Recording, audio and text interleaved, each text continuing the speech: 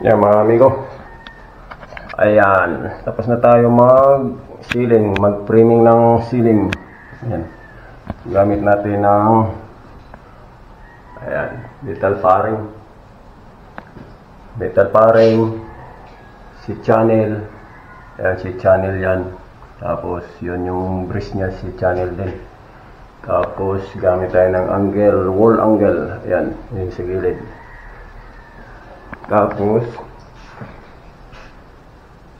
nakapag-pipe na rin tayo ng ng sa ilaw. Ayan. Ayan. Para sa kuryente. Ayan. Ayan, tubo na yun mga amigo. Galing yan doon. Ayan. Doon sa panel box. Ayan. Tapos tagos dito. Yan. Tapos yan may ilaw. Yan may box. Tapos may outlet. Yan.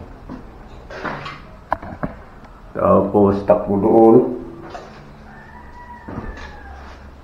Yan may ilaw. Tapos naglagay ako ng box doon kasi mayroong outlet dyan para sa countertop. Kaya nilagyan ko lang ng box kasi pagdating kasi dyan pa sa wall, molding na ilalagay dyan, hindi yung pipe. Tapos yan para sa rep. Yan, ganun din. Ayan. Ito mga amigo, dalawang circuit breaker ang gamit natin dito. Kasi yung doon sa may countertop, yung outlet na yun, ibubukob natin yun. Kasi siyempre sasaksakan ng mga microwave, rice cooker. Yan, yung outlet na yon isasama natin dito. Tapos yung sa ref, isasama ko na sa mga ilaw yan. Yan, para hiwalay sila. O, diba? Ngayon, wiringan ko na yan para makapagtakip na tayo ng board. Alright. Mga amigo, magwa-wiring na tayo dito. Ngayon, isa-isahin natin yung wire para mabilang natin kung ilang wire ang pwede nating ipasok sa tubo na yan. Yan. Ito basic lang ito mga amigo, para lang ito sa pang sarili kong technique, no? Yan yung ginagawa ko kasi para hindi ako malito. Tsaka hindi naman tayo professional kasi dito di ba? Alright. Itong tubo na ito, yan. Tapos yan. Itong tubo na ito mga amigo, yung sa outlet. Yan. Tatlong wire yan. Isang hot. Tapos isang neutral. Isang ground. So 3 pieces. Yung para sa outlet na yan. Para diretso tayo mga amigo. Wala na tayong bilang-bilang. Tapos yan mga amigo, may switch dito. Yan, ayan switch. So ang bibilangin natin yung wire. Kung ilang wire ang ipapasok dito. So dahil nga tatlong ilaw ito mga amigo, may isa doon sa labas. So itong ilaw para sa outside. So isang wire yan. Tapos itong isang ilaw, light 1. Light 1.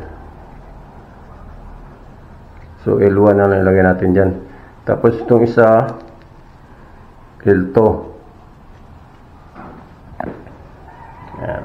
Para hindi tayo malito dito mga amigo. Tapos isang hot. Ito yung supply.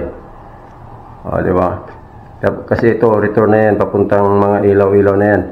Tapos isang ground. So isang ground. So ilang wire ito? 1, 2, 3, 4, 5. So 5 wire.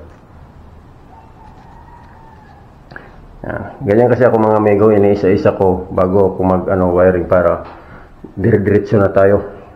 Hindi na tayo malilito sa bilangan. Kasi marami yan. Diba? Isang ground, isang hot, line 2, line 1, at saka sa outside LED.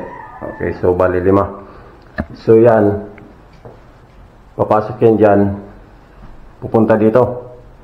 Yan. Alright. Tapos yung sa home run mga amigo, ibilangin natin yan. Dito na natin lagay. Galing breaker. Yan. Breaker 1 tsaka breaker 2. Yan. So isa, tapos yan, tapos ito neutral. Dadalawahin ko na yung neutral mga amigo. Yan. Neutral. Dalawahin ko na yan, i-separate ko na yung neutral. Kasi dapat pwede nang pagsamahin yan. Isang neutral lang pero dalawahin na natin. Kasi may wire naman. Tapos isang ground. So 1, 2, 3, 4, 5. So 5 na wire. 5 na wire ang papasok doon. Yung tubo na yan. Tapos yung isang tubo na yan, dalawa lang yan. Yan. Neutral. Yan. Hot lang. Tsaka neutral. Yan. Dalawa lang yan. Okay na tayo dyan. Tapos itong pinaka-home run mga amigo, ito. Papunta siya doon. Tatakbo doon. So, ang wire niyan,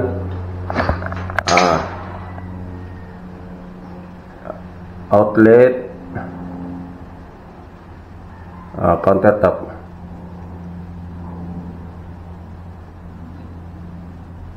Tapos ito red.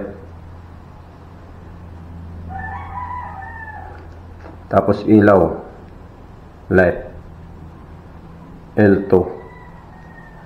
Tapos ito dalawang neutral yan. Yan.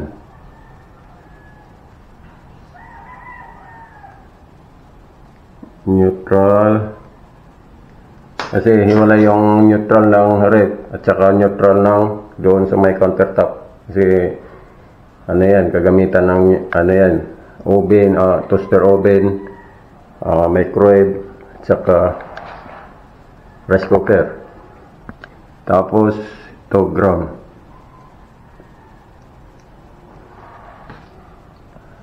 So outlet, countertop, red, outlet, yan, outlet, tapos L2 kumpara doon sa ilaw, tapos neutral dalawa, tapos ground. So 1, 2, 3, 4, 5, 6 pieces. Yan, 6 pieces ang papasok natin dyan. Tapos dito tatlo na ito mga amigo, tatlo na rin dito. Yan. Tapos dito tatlo rin. Yan. Para hindi na tayo malito. Para diretso na yung pasok natin mga amigo. Yan. Yung ginagawa ko na yun mga amigo, pang sarili ko lang technique yan. Hindi yan pang professional ha. Kasi yung mga professional kasi, ano na yan sila, kabisado na yan tayo. Hindi pa tayo professional kaya yan, sarili kong pamamaraan yan para dire-diretso na ang pasok ko ng wire. Hindi na ako mag-iisip. Yan, tuloy-tuloy na ako yan. Susukatin ko na lang kung gaano kataas, tapos bibilangin ko na lang kung ilang pirasong puputulin ko. Alright.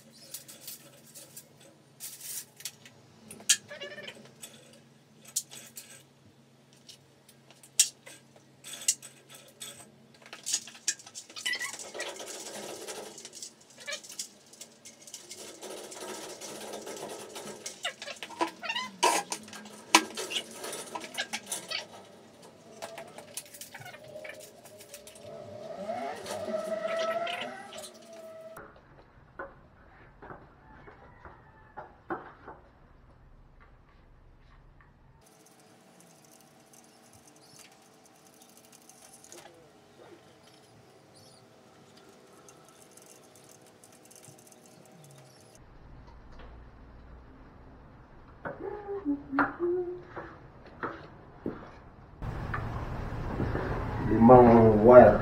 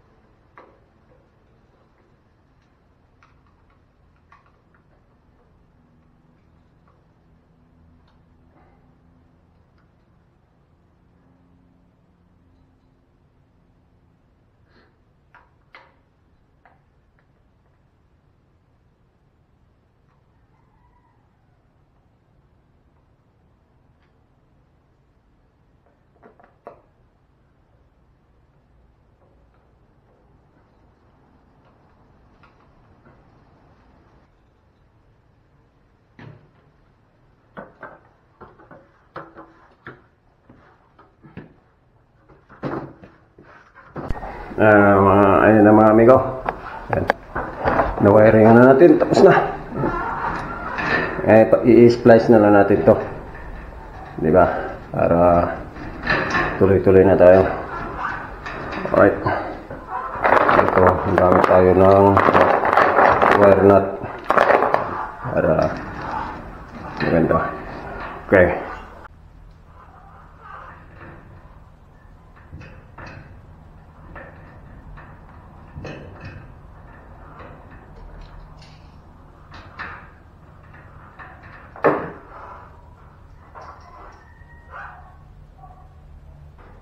Itong rig, so splice na natin itong ground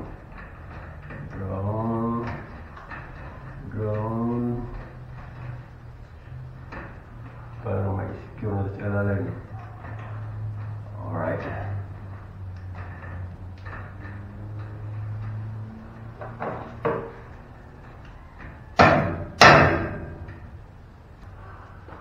Pangali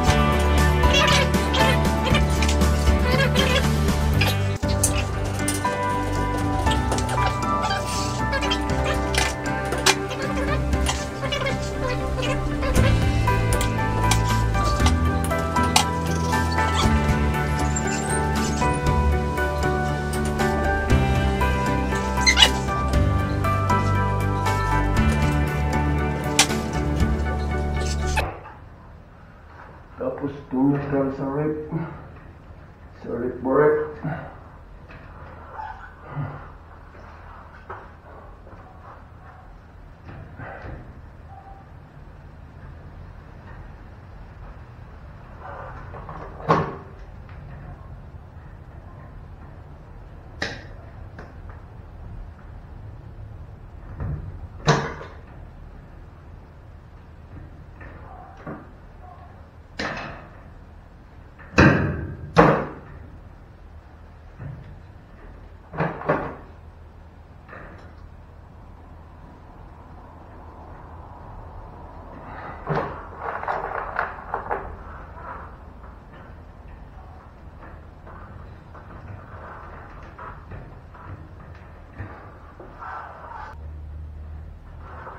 Okay.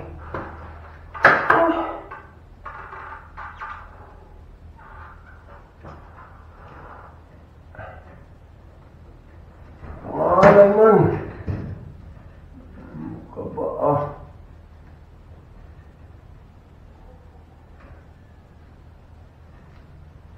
Pantay.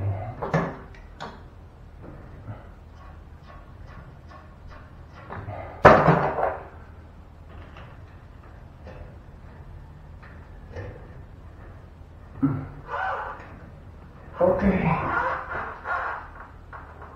Kulang dahil itong neutral.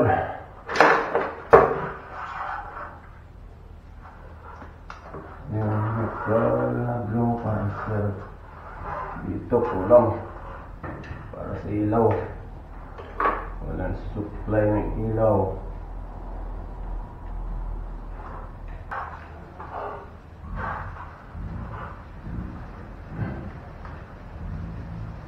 Okay. Tapos yung 3, yung 1, dito yan, magkasama sila. Saan yung isang ano?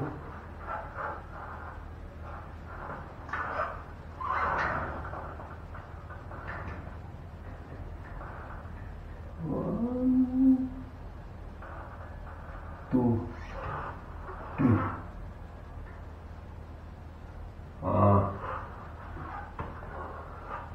Ito, no, wala yan. Ayan. Tapos yung 1.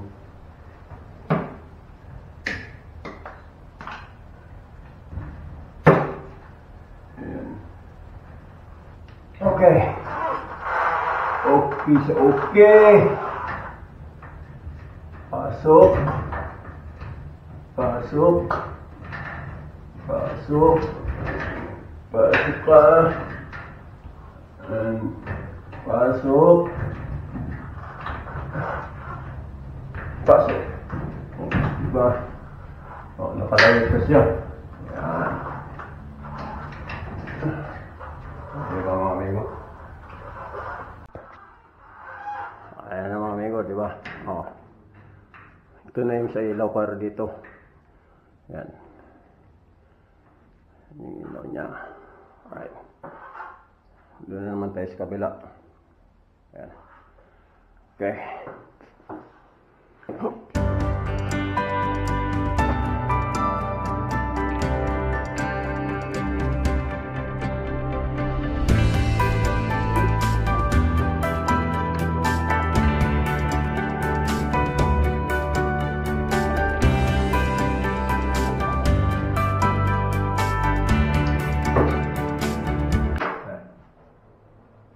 Ayos na.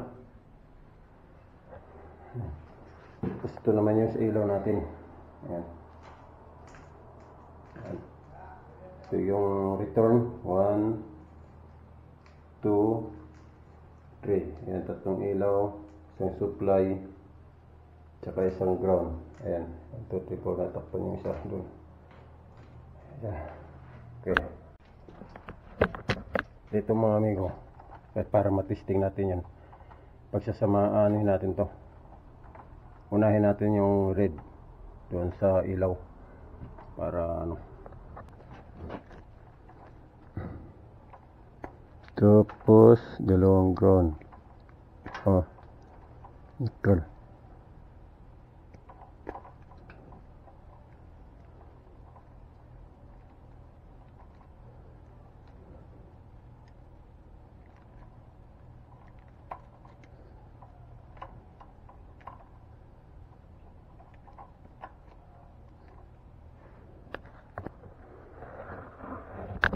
Ayan, isinama pa yung dalawang neutral kasi wala tayong sign dito. Isa lang naman ang linya niyan para matesting natin yung sa ilaw at saka yung sa rep. Right. Ayan, testing natin sa continuity mga amigo. Ayan.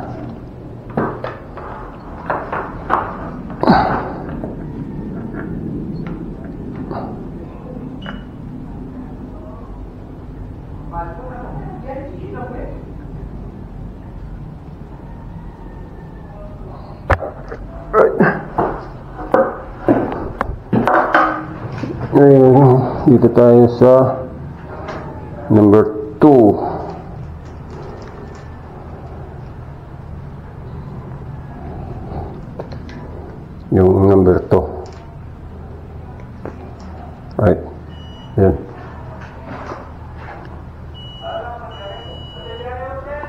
Diba? So, ito na yung ilaw niya mga amigo. Perfect na yun.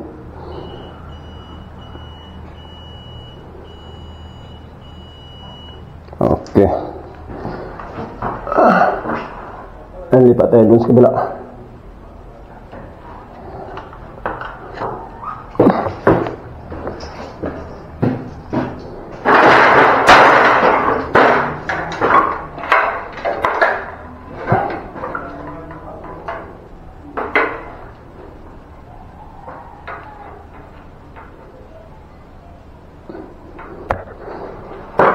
Alright. So, number 3. Sure.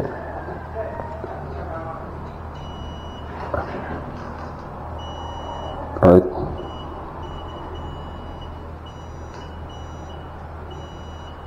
Okay tayo mga amigo.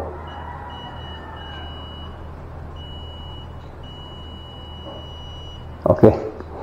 Dito tayo sa number 1. Saan ba yun?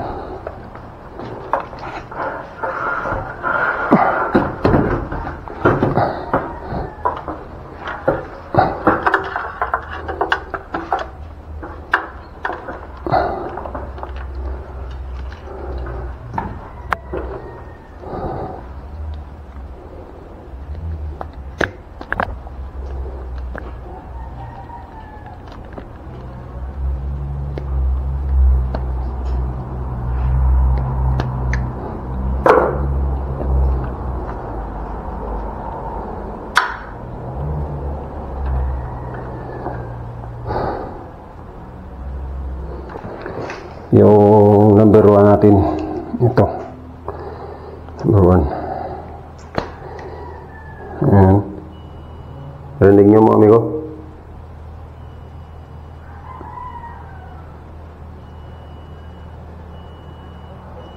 Okay, so good tayo.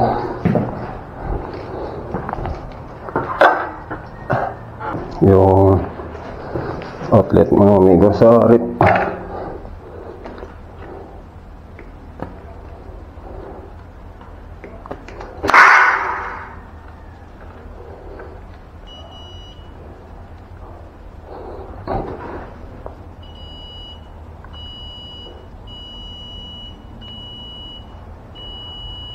So, okay yung ano mga amigo. Linya natin. Okay. Ngayon, doon. Ayusin mo natin yung ano natin.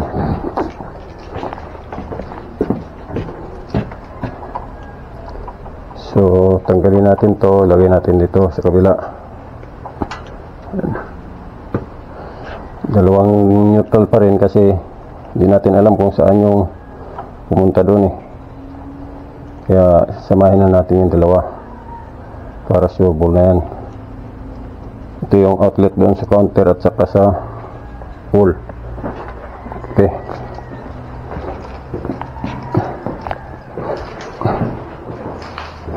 Ito muna tayo.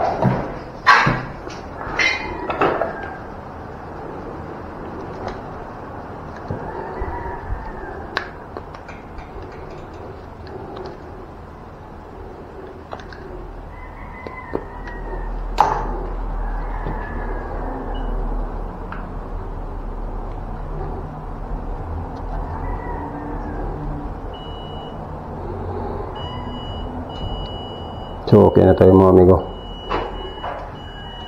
Right na tayo dyan. Doon sa outlet sa wall.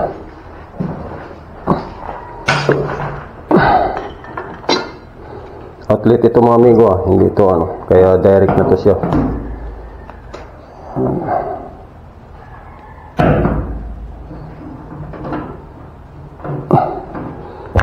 Wala niya yung ground.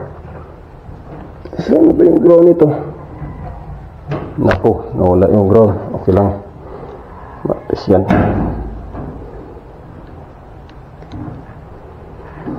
Hindi pwede kasi mabaliktad yan mga amigo. Baka yung ground ang nailagay natin sa kwan eh.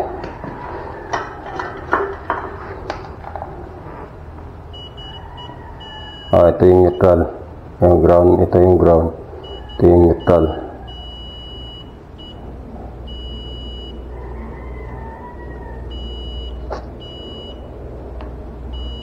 So, okay na tayo dyan.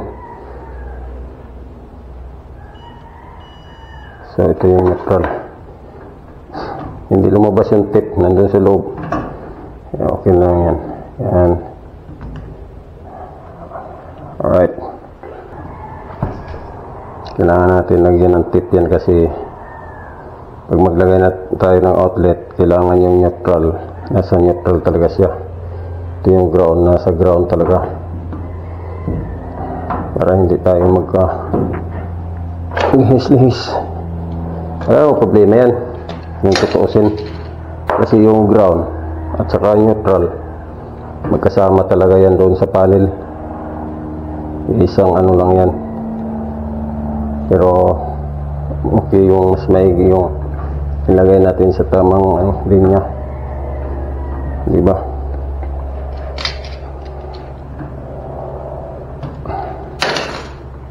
Ito naman natanggal. Loko ito.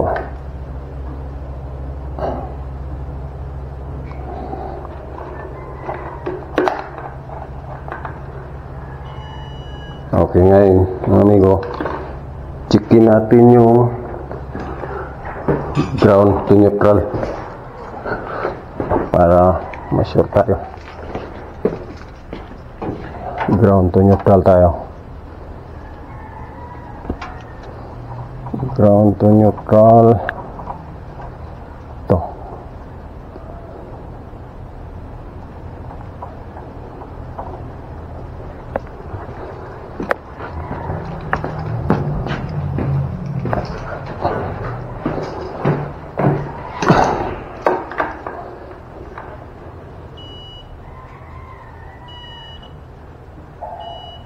So, okay yan.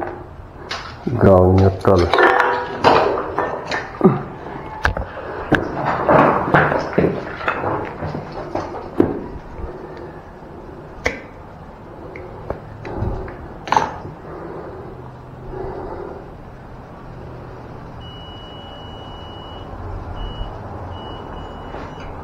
Alright.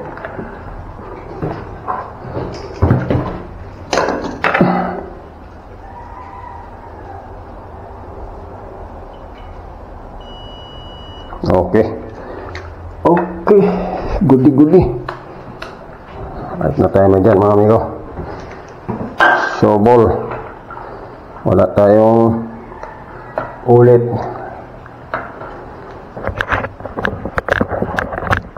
Ayan. Lagyan natin ng ilaw na temporary yan. Tsaka doon. Pero, hindi muna pala. Hindi muna kasi magtatakip pa ako ng ano yan, magsiling pa pala ako. Ilalagay ko muna yung insulation, yung foam. Alright, kaya sa electrical tapos na tayo. Ito, ayusin ko muna. Yan, ilagay ko muna yung ano para hindi tayo ano dyan, baka mamaya sumabit yung mata natin dito eh. O, diba? Secure muna natin yan. Alright.